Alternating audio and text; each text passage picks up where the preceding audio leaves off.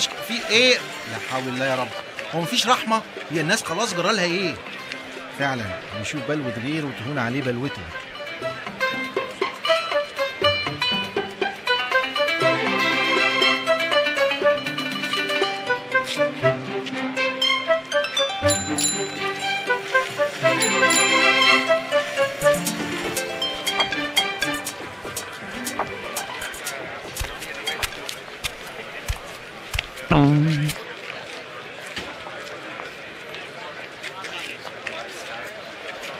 ايه ده؟ الله الله الله، هي مصر كلها جايه تاخد عيش من الفرن ده ولا ايه؟ وبعدين بقى انا هلاقي الواد دودو ده فين؟ يا دودو، يا دودو، دودو.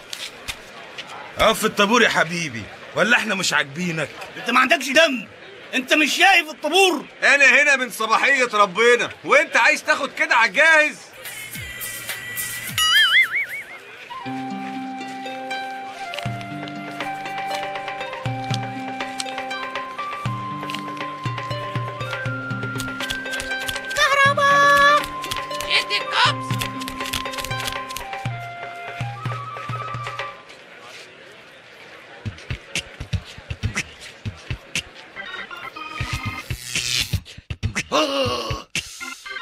وانا دايما انسى كده.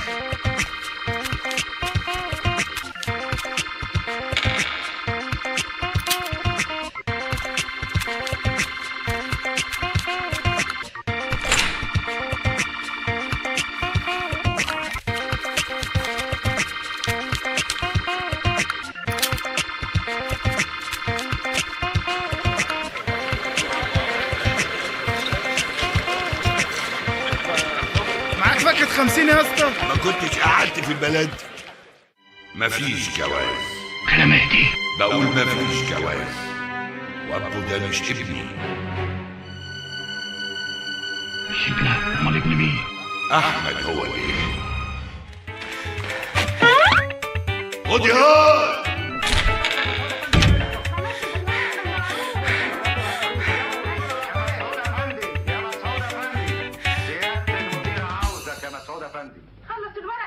ماما ماما، احتمال دقدق ما يجيش النهارده. ليه؟ اصله واقف في طابور عيش يا ماما، ملهوش اول من اخر. طب مش كنت وقفت معاه وجبت لنا بجنيه عيش بدل ما انت كده زي قلتك مش تقاذر اخوك في الطابور؟ يا ماما مش هينفع صدقيني، انا لو وقفت في الطابور ده هجيب العيش يجي بعد اسبوع. انت ما بتنفعش في حاجه ابدا، ولا عمرك هتنفع. جاتك القرف، اوعى كده كده ريحتك وحشه، اوعى.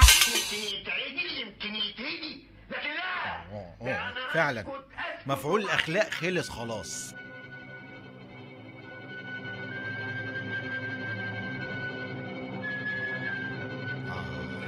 يا سلام لو معايا حبوب الاخلاق دي. على العموم لسه برضو في امل.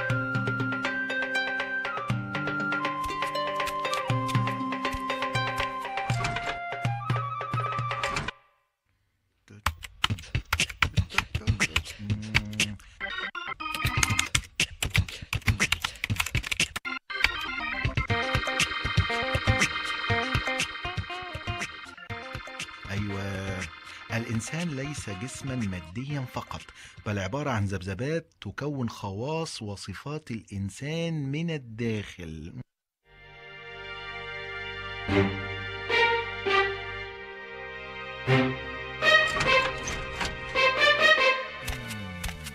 حلو قوي. يعني أنا لو قدرت أعمل حاجة تقرا الذبذبات دي، أنا ممكن أغير في الناس وبكده أرجع لهم أخلاقهم. جاي لك يا اينشتاين، جاي لك يا زويل. هو ده هو ده.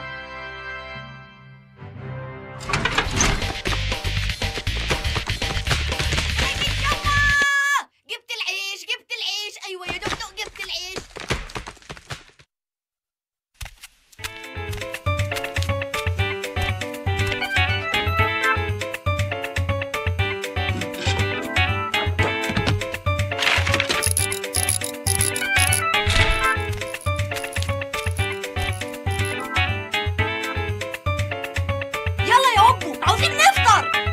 ايه يا دقدق نفطر ايه دلوقتي؟ ده العشاء بتبدا. يلا انت دلوقتي يلا. الله ايه ده؟ ايه ده؟ انت بتعمل ايه؟ اوعى تكون بوظت الجهاز. حرام عليك، انت نسيت؟ ده احنا اتمسمرنا في الورشة 10 شهور شغل من غير فلوس عشان باباك يرضى يجيبه. ما تقلقش ما تقلقش، انت مفيش حاجة. يلا يلا اسبقني انت بس وانا هحصلك. يلا.